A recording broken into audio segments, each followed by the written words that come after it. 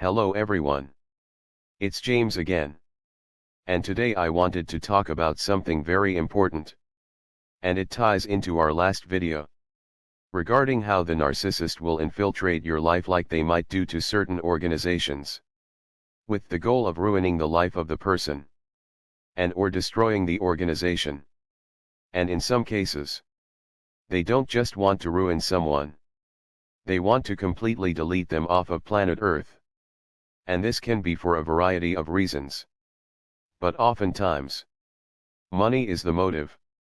And the problem with these evil beings is they can oftentimes play the long con to where you might not suspect what is going on.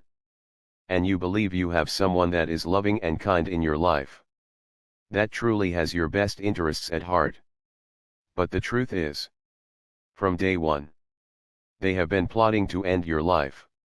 And as I mentioned in the last video, I was going to talk about a couple of examples. And this is one of them. And interestingly enough, this evil man named Edward Wayne Edwards is an infamous individual. Largely because of an ex-police officer turned writer and someone on a quest to prove his theories about Edward Wayne Edwards. And linking him to some of the most famous deletings in history. Now, before I get into the meat of this story, regarding how Edward Wayne Edwards conned and pretended to be a father figure to a young man for almost 2 years.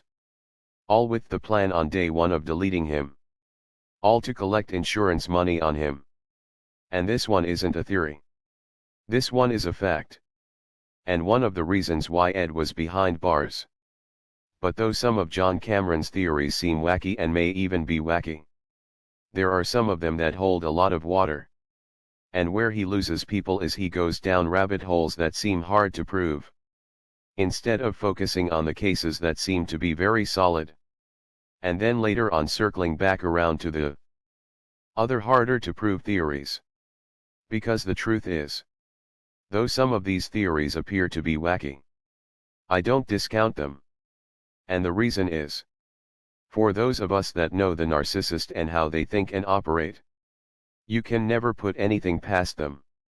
And the thing is, they will do some insane stuff that defies logic. And it's so out there that if you speak about the things they've done, you're the one that is looked upon like a space alien. People turn off their hearing and stop listening to anything you have to say. Simply because none of it sounds to be credible or real.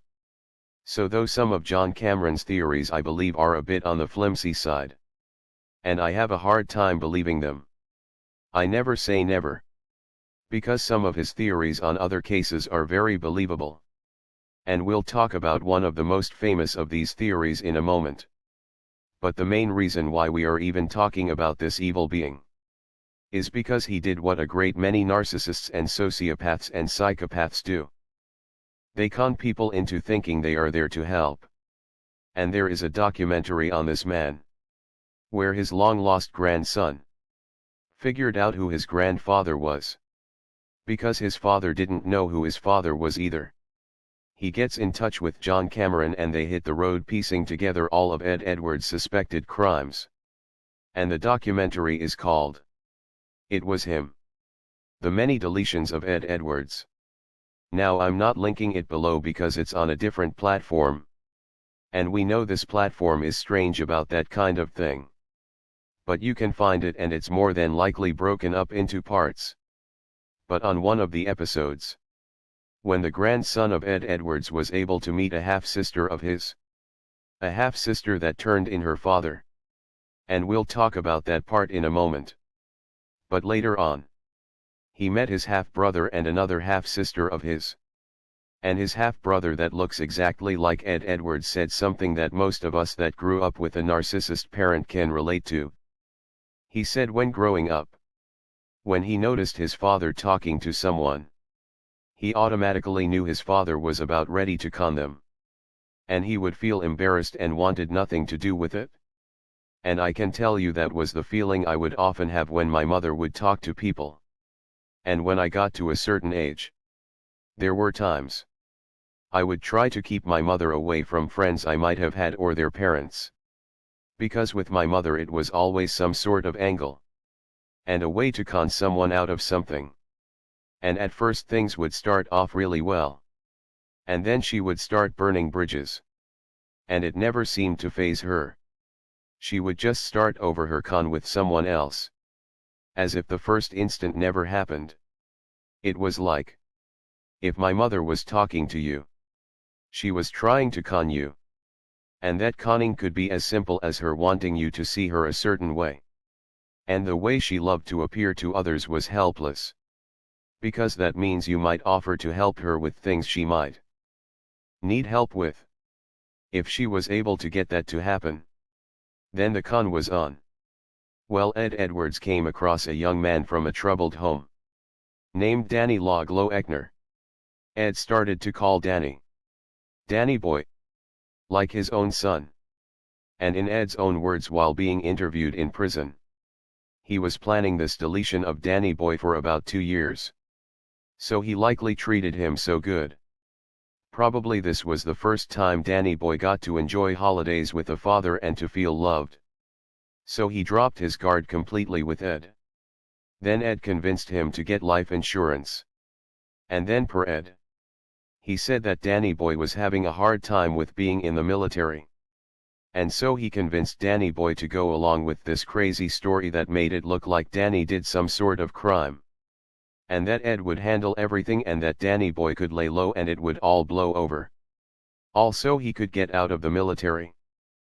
The truth is, I believe that Ed was pumping information into Danny's head well before, making Danny second guess himself about being able to continue on with the military. Simply because that's what narcissists and psychopaths do. They work on you in the most ambient ways to get you to doubt yourself and what you are doing. Also they can steer you into the direction they want you to be steered into. Well, Ed lured Danny into the woods. He had Danny reach into a bag for something. And that's when Ed took out his weapon that goes bang bang pew pew. And he ended Danny boy's life. He said that Danny looked at him and seemed shocked before he passed. Ed would return to the area and move Danny's remains around because he said it was taking too long for the authorities to find his remains so he could get paid. And eventually Danny was found and buried with the name Danny Boy Edwards on the plaque. That's right.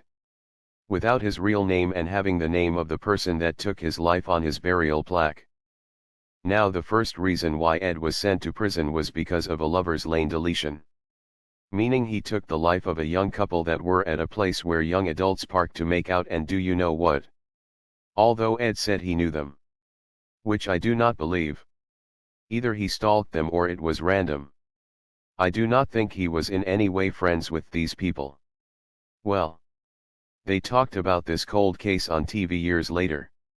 And his daughter remembered how he used to bring his kids to what was likely his crime scenes and he would act strangely. And she remembered this was one of them. And she remembered as soon as the deletion happened, they up and moved to another state. Which seemed to be the theme of their family.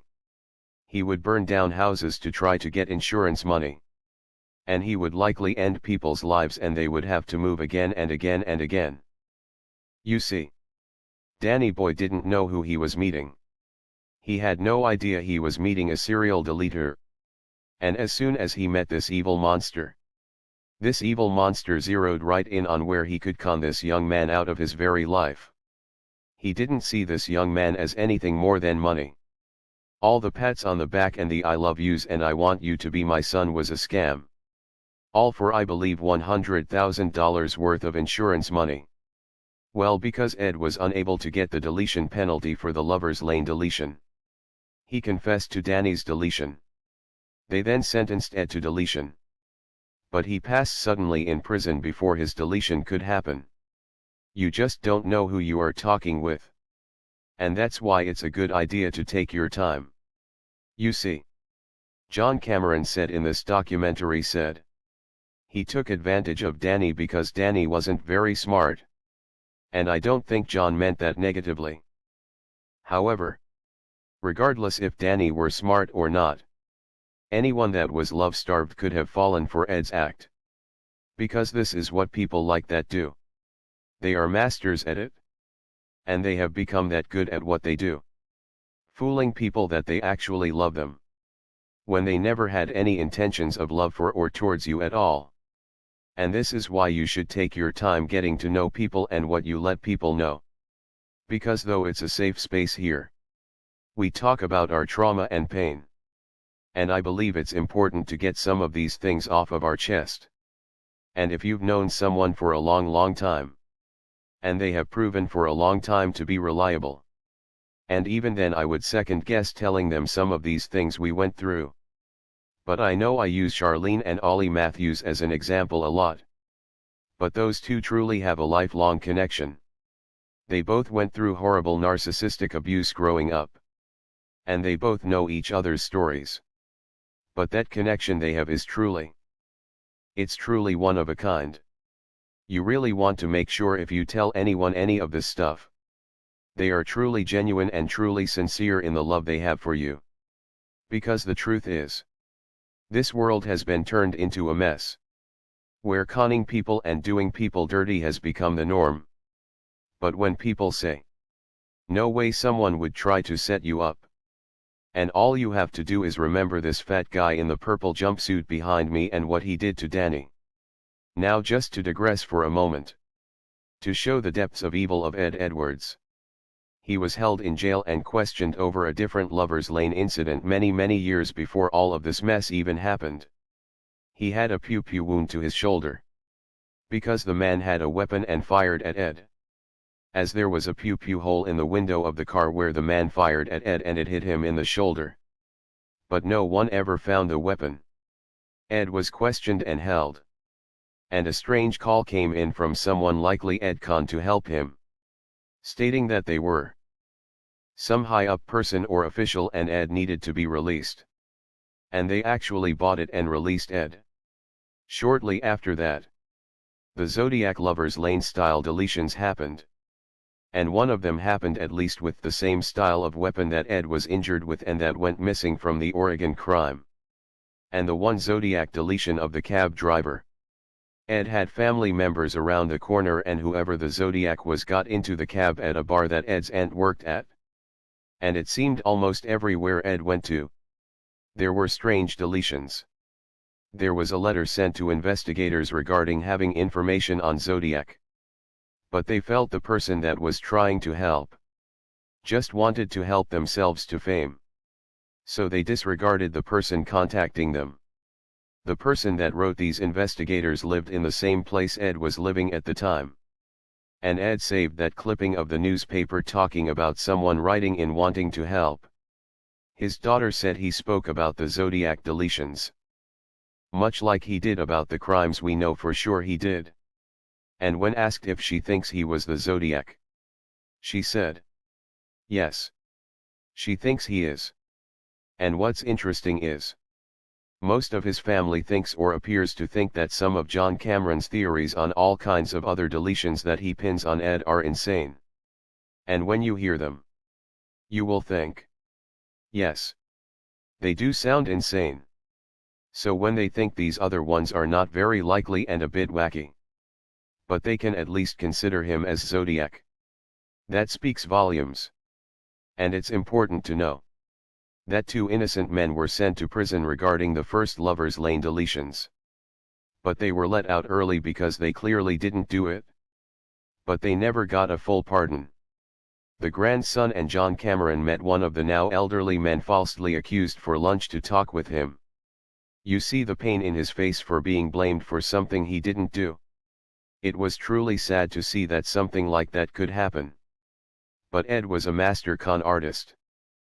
But regarding the Zodiac case, the problem is, there have been so many suspects over the years. The most famous one, named Arthur Lee Allen. And there is a good Netflix series, I believe called Mr. Allen. I've mentioned this one before, because it appears to detail what happens when a mother puts their children in harm's way and then either blames the children or won't acknowledge what happened and give them closure. As the Netflix series is about adults that were kids that knew Arthur Lee Allen, as he was friends with their mother. And though Arthur got into some trouble doing things he shouldn't be doing, The same kind of trouble their own father got into trouble for. And oddly enough they both went to the same mental hospital to serve out their sentence. Their mother still let him be in their life and take them all kinds of places unsupervised. And from what they recall, some not so good things happened on some of these trips. And the mother seemed to be of no help. And they remember also driving to or near many of the deletion scenes on the day the Zodiac struck. And one might think, was he using these kids as his alibi if it were him? The truth about the Zodiac is it exposed there were seriously sick people running around at the time. No matter if it was indeed Arthur Lee Allen or Edward Wayne Edwards. The only difference for me is we know for a fact that Ed actually did these type of deletions and had the smarts to pull it off. And though it could have been Arthur Lee Allen amongst other people that are on the Zodiac suspect list. But to my knowledge none of them have been arrested for these type of deletions like Ed was arrested for. However, the main common thread they have is they conned people into dropping their guard. Do you think that Arthur knew about these kids' father and why he went to the mental hospital he went to? And that the mother would still go and visit him there knowing what he did to their own kids? Likely he knew. So he likely knew conning his way in would be super easy. And he felt like the mother would protect him no matter what bad thing he might do to them. And Ed convinced a young man that didn't have any love or people to care about him. That he loved him and would give him the family he always wanted and likely yearned for. All to plot from day one his end. And only saw him as a sack of money. Was Ed the Zodiac? He could have been. But we don't know. But what I do know is he conned a young man out of his life. And Arthur Lee Allen conned his way into giving trauma and pain to kids that are now adults that trusted him and saw him as a family friend. So all I can say is be careful. Be careful. You just never know who you're dealing with. With that said, I do hope your day is blessed. And until next time. Bye for now. And be good to yourself.